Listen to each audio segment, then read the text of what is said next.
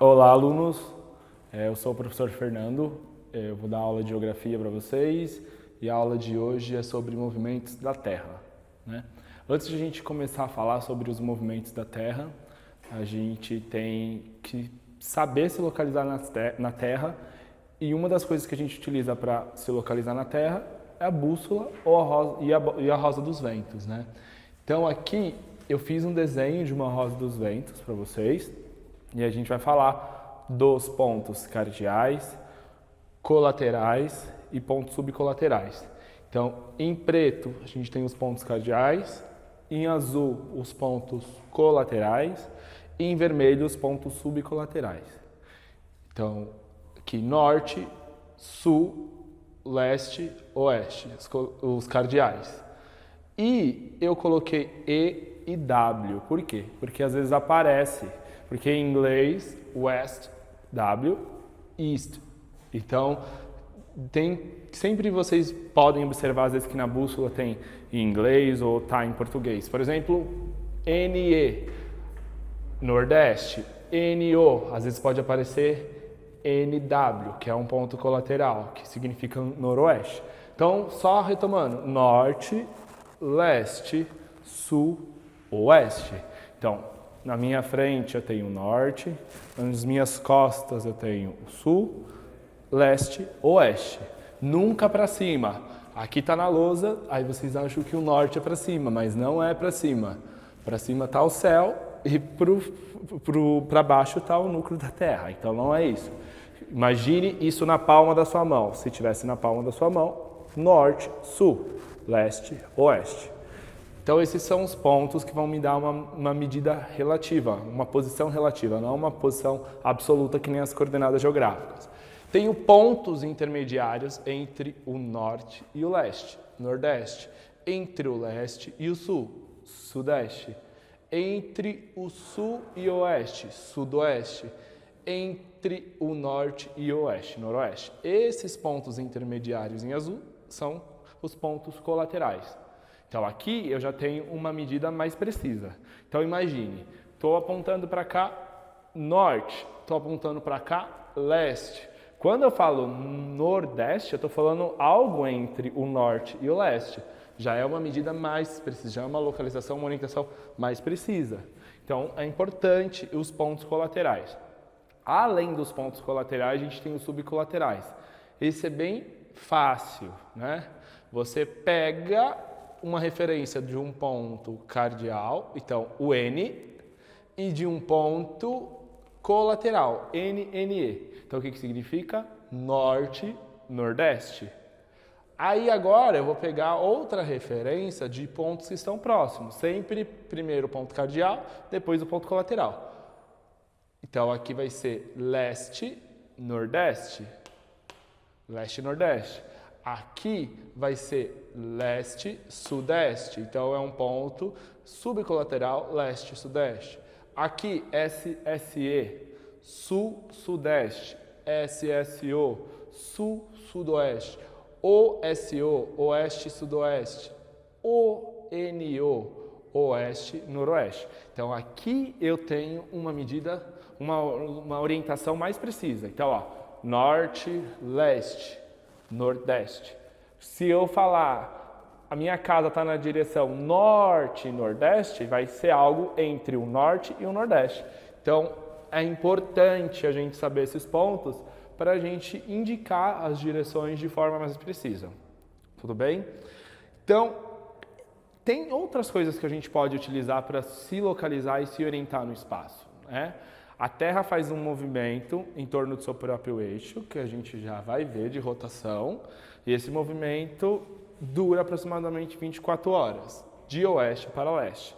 Então, não é o Sol que se mexe? A gente não vê o Sol nascendo e o Sol se pondo?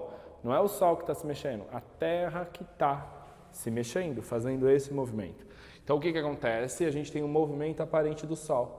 Se o Sol nasce aqui no leste, e ele se põe no ponto oposto, né? Então, esse ponto oposto é o oeste.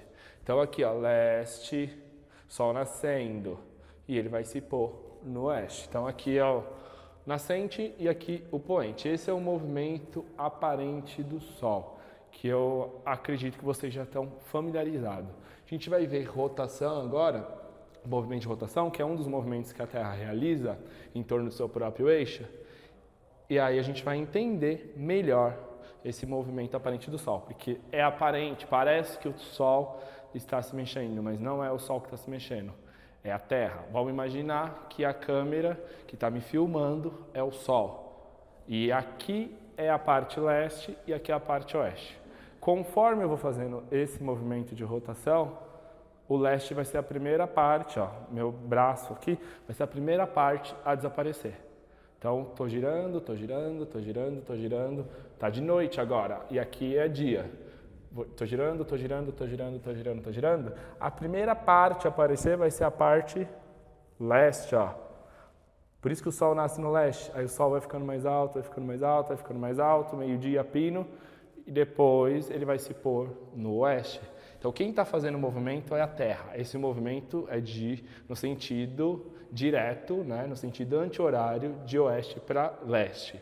Vamos só repassar aqui algumas características do movimento de rotação. Dura aproximadamente 24 horas. Não é 24 horas exatamente, é 23 horas e 56 minutos e alguns segundos. Gira a 360 graus em torno do seu próprio eixo, né?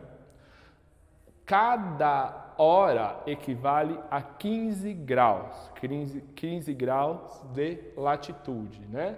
Sentido oeste-leste, e esse movimento é responsável pelos dias e pelas noites. Então, um movimento de rotação responsável pelos dias e pelas noites. Ok. Agora, já que a gente falou que a Terra se movimenta de oeste para leste no sentido anti-horário, isso daqui está relacionado com os fusos horários. Por quê? Longitude, vou pegar minha longitude e dividir pela rotação. A Terra, né, a gente, no sistema de coordenada geográfica, a gente divide ela de 0 a 180 leste, de 0 a 180 oeste. Então vai de 0 grau a 180 oeste. Se eu somar 180 mais 180, eu tenho quanto? 360 graus. Quantas horas tem um dia? Aproximadamente 24 horas. Então, ó, pego longitude 360 graus, divido pela rotação que ocorre num tempo de 24 horas, eu vou ter 15 graus por hora. Então, o que significa? Se eu for para leste, eu vou aumentar as minhas horas. Então, a cada 15 graus aumenta uma hora. Então, por exemplo, se aqui é meio-dia, passou 15 graus, eu vou ter 1 hora. Mais 15 graus, 2 horas. E assim por diante. Só que se eu venho na direção oeste, no hemisfério oeste, eu diminuo as horas. Porque eu estou indo no sentido oposto do movimento de rotação, né? Vamos imaginar que isso confunde um pouco a cabeça de vocês, porque a gente está representando o globo terrestre, né, que é um esférico, numa superfície plana, no papel. Quando vocês olham na apostila de vocês, o mapa está numa superfície plana, no papel. Então, o que acontece aqui? Ó? A ponta da minha folha, 180, 180. Se eu juntar as duas pontas, é a mesma coisa. Então, agora eu abri. Então, eu separei. Por isso que a gente divide o 360, a gente divide em duas partes, em dois hemisférios, fica 180 por um hemisfério leste e 180 por um hemisfério oeste. Então, ó, 15 graus. Cada 15 graus eu tenho um fuso, cada fuso equivale a 1 hora. Tem uma outra coisa importante, né? A LID. O que é a LID? A Linha Internacional de Mudança de Data. Então, se a Terra é esférica, quando eu passo para cá, eu estou aqui. Peguei a folhinha novamente para vocês visualizarem. Ó. Tô aqui. Passei para cá, tô desse lado. Tô aqui agora. Espero que vocês consigam visualizar e imaginar isso, né? Então, aqui é a linha internacional de mudança de data, é o antimeridiano. Então, aqui eu tenho o meridiano de 0, no lado oposto eu vou ter a linha internacional de mudança de data, porque é uma esfera, né? Então, aqui está o meridiano, o antimeridiano está do outro lado. O que que significa? Se eu for em direção a leste e cheguei no hemisfério oeste, eu vou diminuir um dia. Se eu estou vindo para cá, estou viajando de avião, vamos imaginar que a gente está no Brasil, por aqui, e a gente quer ir para a Austrália, a gente vai cruzar essa linha. Então, quando chega aqui na Austrália, eu vou aumentar, porque eu passei pela linha internacional de mudança de data. Por exemplo, vamos imaginar que agora é 1h. Na Austrália temos aproximadamente 13 fusos, então lá é 2h. Se aqui a gente está no dia 8, lá é 9. Por quê? É positivo. E aqui, negativo. Toda vez que eu olhar para calcular fuso, leste aumenta, oeste diminui. Se você for para o Acre, você vai estar diminuindo horas. Se você vai para Fernando de Noronha, você vai aumentar as horas, porque você está indo num sentido oposto, você está indo no sentido leste, sentido que aumenta as horas.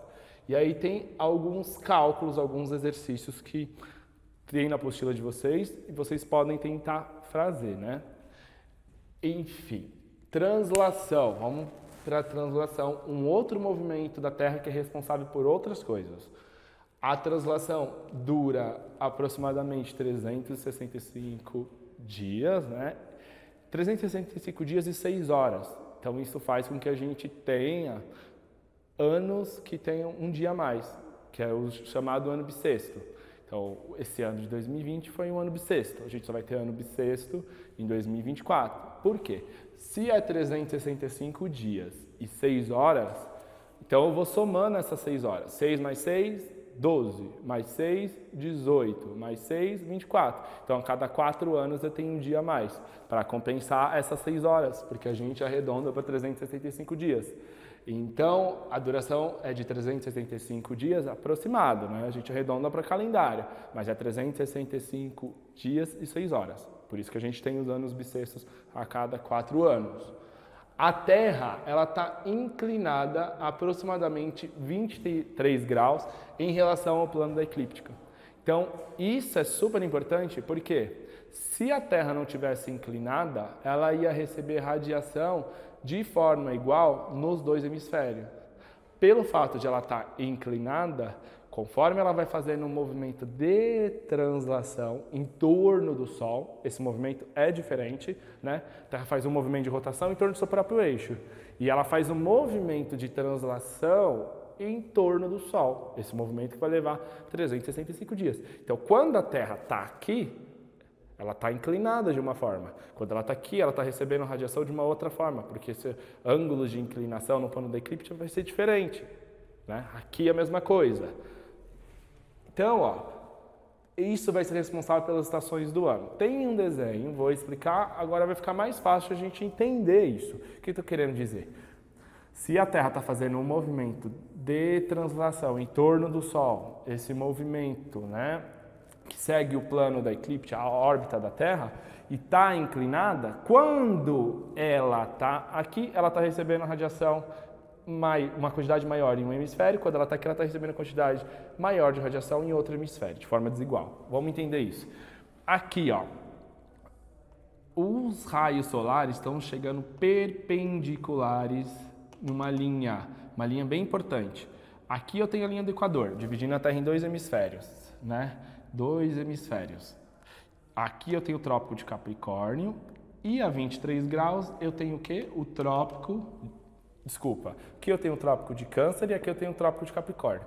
No hemisfério sul, Trópico de Capricórnio. No hemisfério norte, Trópico de Câncer. E tenho outras linhas que é o Círculo Polar Ártico e o Círculo Polar Antártico.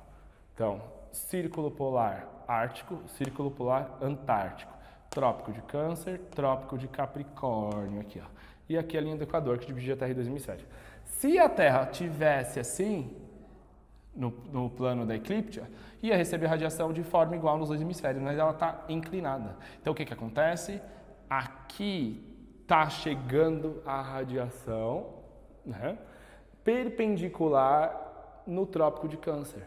Essa linha, ela não é denominada, tem esse nome à toa. É por conta disso, por conta do eixo de inclinação. E aqui, ó, eu vou ter o verão, nesse momento aqui, eu tenho o verão em junho, né, no hemisfério norte e o inverno no hemisfério sul. Isso a gente chama de solstício, quando a gente tem dias e noites com duração diferentes. Então é diferente a duração do dia e da noite quando a gente está no solstício. Então aqui estou recebendo uma quantidade de radiação no hemisfério norte que vai iluminar os polos. O polo, né? Polo norte. E o polo sul? O polo sul não vai ser iluminado, a radiação não vai conseguir chegar. Então aqui eu vou ter a noite polar. O que é a noite polar? Quando tem 24 horas de escuridão. E no polo norte eu vou ter o dia polar, quando a luz do sol não desaparece, por conta dessa inclinação. Quando passa 6 meses, olha o que acontece, muda tudo. A Terra agora está em outra posição e agora os raios solares estão chegando perpendicularmente no Trópico de Capricórnio. E aí eu vou ter o início do verão em dezembro no hemisfério sul e o início do inverno no hemisfério norte em dezembro também. Então, isso daqui é os solstícios, que marca o início do verão e o início do inverno nos hemisférios. O equinócio, que é outro momento, em outro período do ano, vai marcar o início de outras estações, a primavera e o outono, né? Equi de igual, então eu vou ter duração do dia e da noite igual.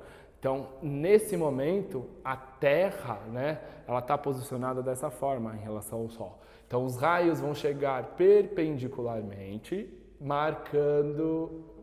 tocando aqui na linha imaginária do Equador.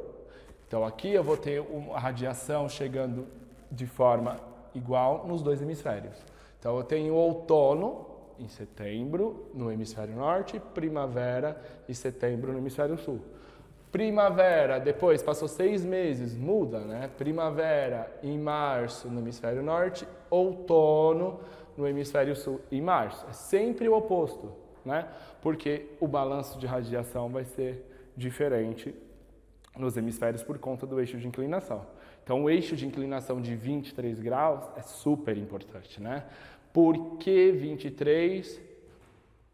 Porque 23 vai marcar os trópicos? Porque é o eixo de inclinação. Então, 23 marca o trópico de Capricórnio, 23 norte marca o trópico de Câncer, é o eixo de inclinação da Terra, de aproximadamente 23 graus, ok. Aí, eu tenho essas outras linhas imaginárias, o círculo polar ártico e o círculo polar antártico. Então, aqui o círculo polar é uma latitude de aproximadamente 66 graus e é o ângulo complementar, né, desse ângulo de 23. Então, se vocês observarem aqui, ó, a mesma coisa aqui, tá delimitando, né? Tá delimitando aqui aproximadamente não, perdão. Aqui tá delimitando o círculo polar ártico e aqui o círculo polar antártico. Isso também vai ser responsável pelas zonas térmicas da Terra. Vou fazer um círculo aqui para vocês entenderem. Então, aqui eu tenho uma zona. Essa zona é a zona que a gente chama de tropical. É a área que vai receber mais radiação solar, né? Ou intertropical. Intertropical. Opa! Então, é a área que vai receber mais radiação solar. Essa faixa do globo terrestre são áreas de baixas latitudes. Aqui, ó, eu vou ter as áreas que a gente chama de subtropical. Então, tropical. Ou temperada. A mesma coisa para o hemisfério sul. Então, são áreas que o clima vai ser um pouco mais frio em relação a essa faixa entre os trópicos.